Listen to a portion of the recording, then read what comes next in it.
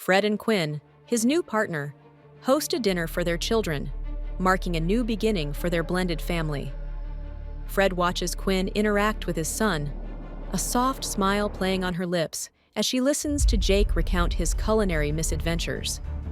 He feels a warmth spread through him, a sense of contentment he hadn't experienced in years.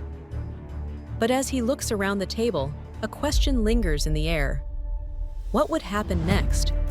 Would this newfound happiness be fragile, easily shattered by the ghosts of the past? Would Beatrice find her footing in this uncertain new chapter? And what about Fred and Quinn?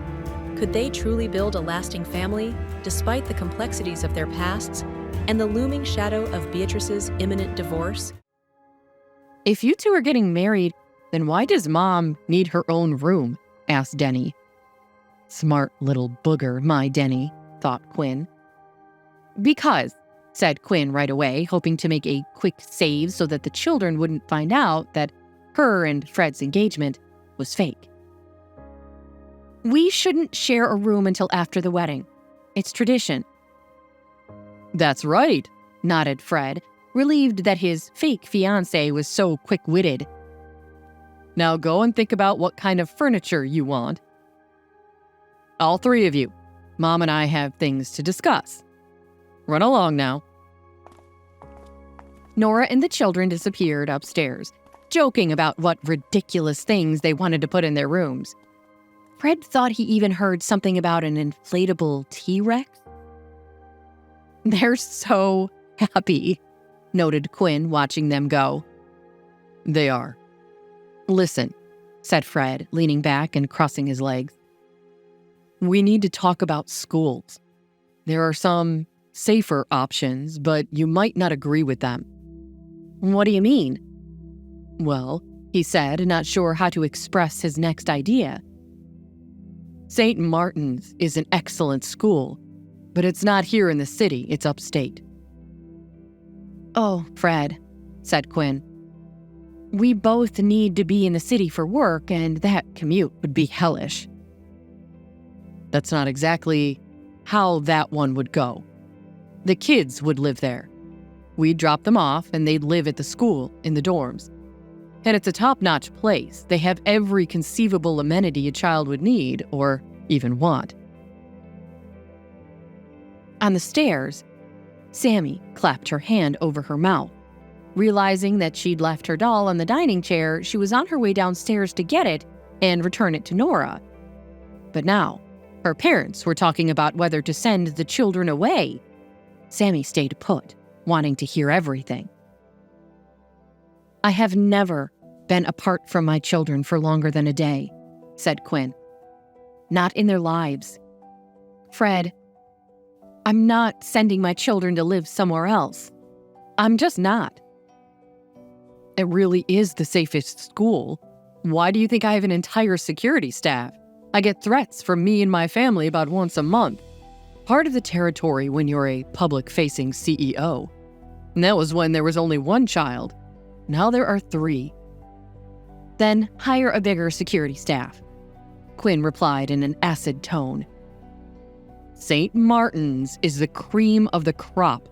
There are members of royal families from all over the world there. Good for them. I don't care. Sammy ran into the dining room, tears streaming down her little face. Please don't send us away.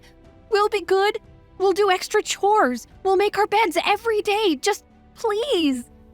The little girl broke completely into tears and was immediately gathered up in her mother's arms. Sweetie, began Fred, we were just talking about the different options that you might have for going to a safe and friendly school. We haven't decided anything yet, okay? Why can't they just go to the school I put Sammy and Denny in already? It's a nice private school, and Jake has already been there when he was pretending to be Denny. They both really liked it there. And they can still live here. With the money you'll save from not having to send them to St. Martin's, you can hire that extra security. Fred's heart melted, seeing the child cry into her mother's chest with big, heaving sobs. He couldn't bear to make her so sad. Come to think of it, things seemed like they were happy, just the way they were. I think that's a fine idea, Dr. Murphy. We'll do it your way. Hear that, Sammy? You'll just be going right back to the same school. I'm sorry I upset you. I just like to think about all the choices before I decide, you know? Fred picked up the doll from the little girl's chair and handed it to her. Sammy reached out to grab it and gave Fred a $1 million smile. Thank you, Fred, said Quinn, with a new air of sincerity. She then turned to her daughter. We better get you ready for bed. Apparently, all three of you have a big day tomorrow. You and Jake will be going back to school, and Denny will be starting for the first time. Except Jake and I will have to stop in the office and explain the situation, Fred laughed. Surprise! Our family tripled in 2 days. Quinn laughed. Aren't you going to kiss him goodnight, Mommy? Asked Sammy. Oh, sure. I sure will, said Quinn, leaning over and laying an awkward peck on Fred's cheek. Good night, honey. Good night, repeated Fred. See you both in the morning. The next morning, after everyone had eaten a hearty omelet for breakfast, cooked by Chef Julian in his new hat, the family left for school together. When they exited the limousine, Fred and Jake went to the office, while Sammy took Denny's hand and led him to their classroom. Hello again, Sammy. Hi, Denny. Good morning, said Mrs. O'Hara, their teacher, with a big smile as she continued to write on the board in front of the class. She's really pretty, whispered Denny to his sister as he sat down at the desk next to Sammy's. A stocky boy with a crew cut approached with a sneer. Ah, will you look at that, said the kid. This guy has to hold hands with his sister to even find his seat. He's stupid. His name's not Denny, it's Dummy. Some of the children laughed while one boy tugged on his sleeve and said, Justin, quit it. Sammy's face turned a bright red as she turned to the big kid, whose name seemed to be Justin. You better leave my brother alone right now, or you'll be sorry.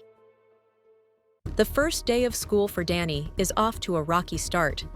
While his parents navigate the complexities of his new life, Danny faces his first schoolyard bully. Sammy, ever the protective older sister, vows to defend her brother. But what consequences will her fierce loyalty have?